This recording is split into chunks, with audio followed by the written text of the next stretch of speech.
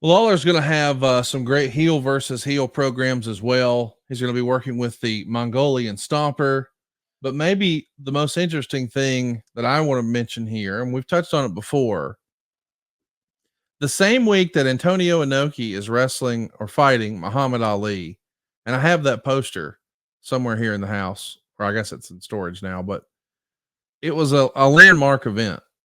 I mean, Inoki is just a god in Japan, and we know the legacy that Muhammad Ali has.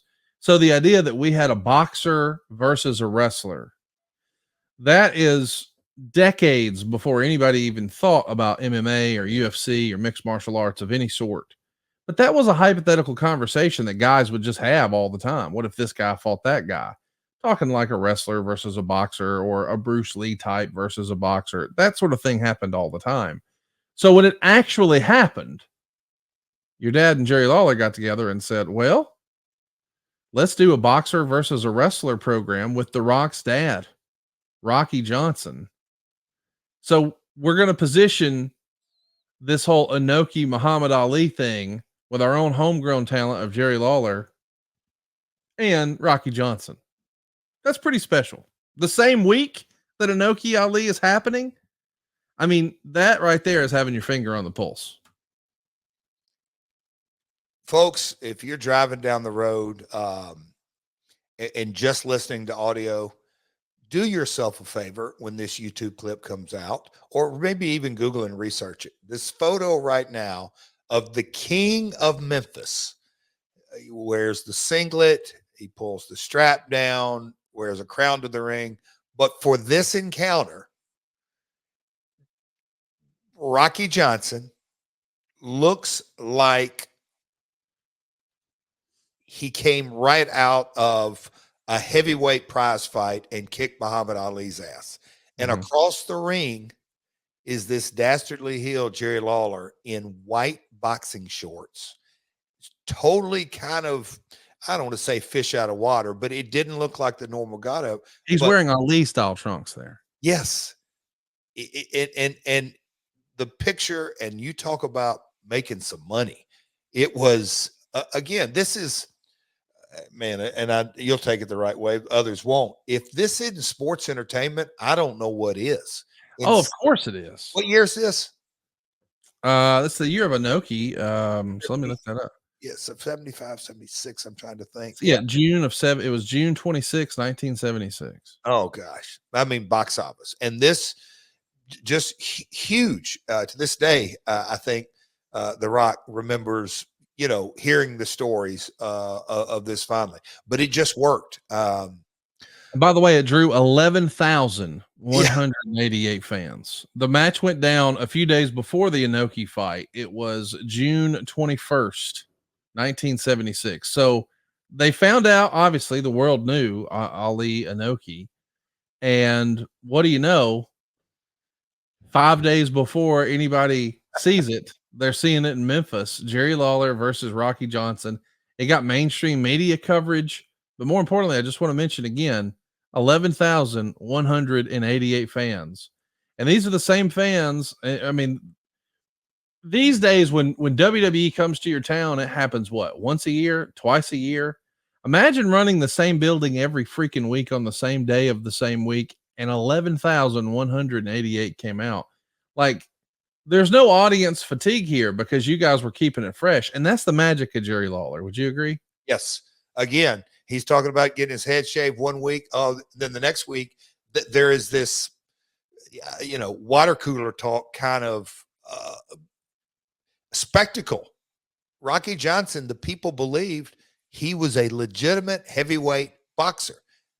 Lawler is going to get his ass whooped because he's got to put on gloves. Let's see how he can really fight when he can't go in his tights and get that chain. Let's see how he can really fight when you got to go by boxing rules. And again, going back to the picture that Lawler painted about stepping into the ring and letting the people know subtly, I can't use the chain. I can't cheat. I got to go by these damn rules of boxing. I've got gloves on. I've never really boxed in my entire life. I'm going against a heavyweight prize fighter. If you listen to it closely enough, he makes himself the underdog that you hate. There's no way he should win. But boy, oh boy, that's the brilliance and the creativity of Lawler that just kept building and kept building and kept building the heat. The biggest rivalry in Lawler's career is going to come the following year. 1977 is when he starts his feud with Bill Dundee, and it's going to run for like 20 years. And there's a lot of our listeners who are familiar with Bill Dundee from his very brief appearances in WCW with Lord Steven Regal and whatnot. And then, of course, some of our listeners remember that his son was a part of PG-13, who were also in WWE at WrestleMania 13 and all that. But Bill Dundee is largely not a national wrestling name. But if you grew up in this territory, in this era, he was one of the biggest stars of them all. Actual physical stature be damned. What was it that made Bill Dundee so special? Just his ability to talk, his showmanship, something else? Bill, and like you said, I like the picture you painted, but Bill is born and raised in Scotland. 10, I think he was 6, 8, 9, 10, 11, 12 years old, worked on the circus in his teen years, moved around in the UK, but he learned to wrestle, and he went to Australia and got hooked up with a wrestler by the name of George Barnes. And George Barnes and Bill Dundee got booked in the Tennessee territory, and I think George got homesick, and Bill's like, hell no, I love it here, and he stayed around here. So when you again look at Lawler and Fargo, that feud, and then it was Lawler and Jerry Jarrett, and so now the world title shot and all that kind of stuff. My dad was a baby face that didn't holler, didn't scream. He cried multiple times in promos. He endeared the people. He's the boy next door, good-looking babyface kid with fire. But all he did was sell, and either give the hot tag to Tojo or Fargo, and then he had his singles run. But that was all intents and purposes. That was kind of the top babyface, if you will, of the territory. Along comes Bill Dundee, who is shorter than Lawler, but his ability to cut a pissed off Aussie, the superstar from down under, from Australia, was where he claimed he went from. But Bill's ability to cut a promo was so damn believable, and he could work. I mean, back in the 70s, he's jumping off and doing the swerve stomp onto Lawler, and him and Lawler had a chemistry. They naturally, their personalities, they'd never sit down at lunch together. If they went to school together, they would have been in different cliques. They just weren't the same type guys. But business is business, and the people knew there was an underlying animosity because Bill Dundee legitimately, you more or less, be an orphan from Scotland and go to Australia and come to America. You talk about wanting to, I mean, truly, truly, truly fight for your life. Bill loved Tennessee and wanted to stay here, but the only way he's going to be able to do that was sell tickets.